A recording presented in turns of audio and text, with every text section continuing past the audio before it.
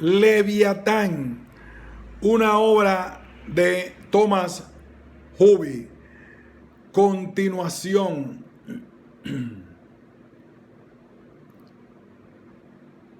Esto pone de relieve cuán necesario es para quien aspire a un verdadero conocimiento examinar las definiciones de autores precedentes y o bien corregirlas allí donde han sido expuestas negligentemente o bien darlas él mismo, porque los errores en las definiciones se multiplican a medida que avanza la investigación y conduce a los hombres a absurdos que acaban viendo,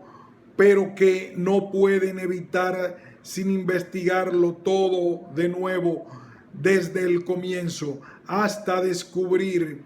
el punto donde se encuentra la base de sus errores, de lo cual resulta que quienes confían en los libros hacen como quienes acumulan muchas sumas pequeñas en una mayor sin pararse y considerar si esas sumas pequeñas estaban correctamente hechas o no, y cuando al fin descubren el error visible, sin dejar de confiar en sus primeros fundamentos, no saben cómo lograr una aclaración y gastan el tiempo en revolotear sobre sus libros como pájaros que, entrando por la chimenea y hallándose encerrados en un cuarto, revolotean ante la falsa luz de una ventana con cristal, por faltarles el ingenio necesario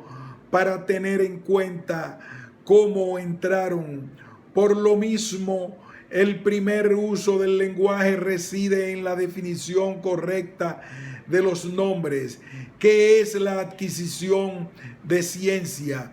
y en las definiciones erróneas o en su falta reside el primer abuso del que proceden todos los principios falsos y sin sentido, lo cual hace que quienes obtienen su instrucción de la autoridad de los libros y no de su propia meditación estén tanto más por debajo del estado de los hombres ignorantes como por encima de él se encuentran los hombres dotados de verdadera ciencia.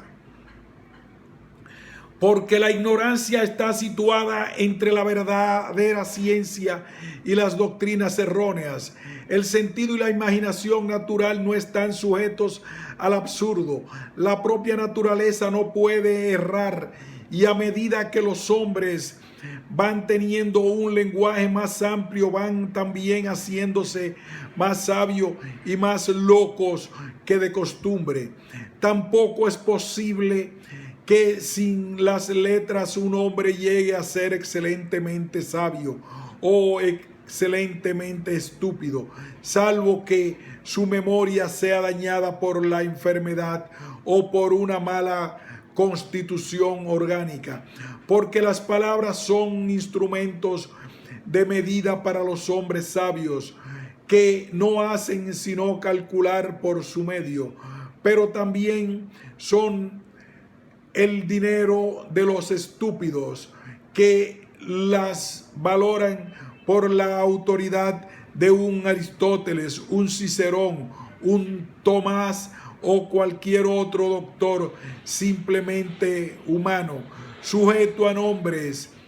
Es todo cuanto puede entrar o ser considerado en un recuento y ser añadido uno a otro para formar una suma, o subtraído uno de otro, dejando un resto. Los latinos daban a las cuentas de dinero el nombre de rationer, y al hecho de contar rationatio, y a lo que llamamos partidas en facturas o libros de contabilidad, ellos lo llamaban nómina, es decir, nombres, y de ellos parece haber procedido la extensión de la palabra ratio a la facultad de calcular en todas las demás cosas.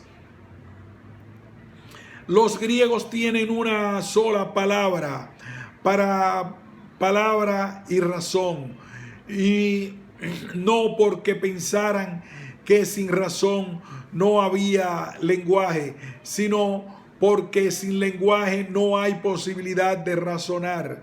Y al acto de razonar lo llamaron silogismo, lo cual significa acumular las consecuencias de un dicho a otro, y porque las mismas cosas pueden dar cuenta de diversos accidentes, sus nombres se tuercen y diversifican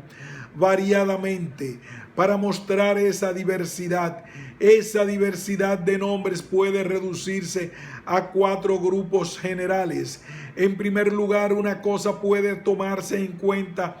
como materia o cuerpo, como viviente, sensible, racional, caliente, frío, movido, quieto. Con todos esos nombres se comprende la palabra materia o cuerpo, pues todos ellos son nombres de materia. En segundo lugar, puede tomarse en cuenta o considerarse algún accidente o cualidad que concebimos presente allí, como ser movido, durar tanto, estar caliente, etc. Y entonces, con un pequeño cambio o torcimiento del nombre de la propia cosa, conseguimos un nombre para ese accidente que consideramos.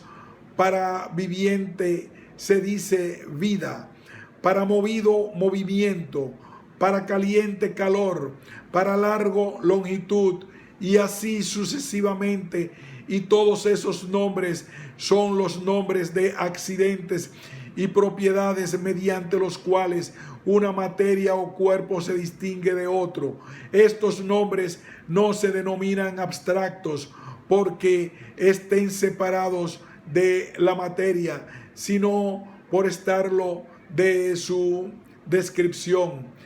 En tercer lugar, describimos la propiedad de nuestros propios cuerpos, mediante las cuales hacemos tal distinción, como cuando algo es visto por nosotros y no reconocemos la propia cosa, sino la visión, el color, la idea en la fantasía, o cuando algo es escuchado y no reconocemos la cosa misma, sino la audición o el sentido exclusivamente, que es nuestra fantasía o concepción de ello mediante el oído, y esos son nombres de fantasías. En cuarto lugar, describimos, consideramos y nombramos a los nombres mismos y a los de lenguajes porque general, universal, especial, equívoco son nombres de nombres, y afirmación, interrogación, mandamiento, narración, silogismo, sermón, oración y muchos otros términos semejantes son nombres de lenguajes. Y esta es toda la variedad de nombres positivos que se utilizan para marcar algo que está en la naturaleza o puede ser inventado por la mente del hombre, como los cuerpos que existen o pueden concebirse existiendo, o cuerpos cuyas propiedades existen o pueden considerarse existentes, o palabras y lenguaje. Hay también otros nombres llamados negativos, y son rasgos para significar que una palabra no es el nombre de la cosa en cuestión, como son las palabras nada, ninguno, infinito, indecible y semejantes, que sin embargo son de utilidad para la observación o para corregir la observación,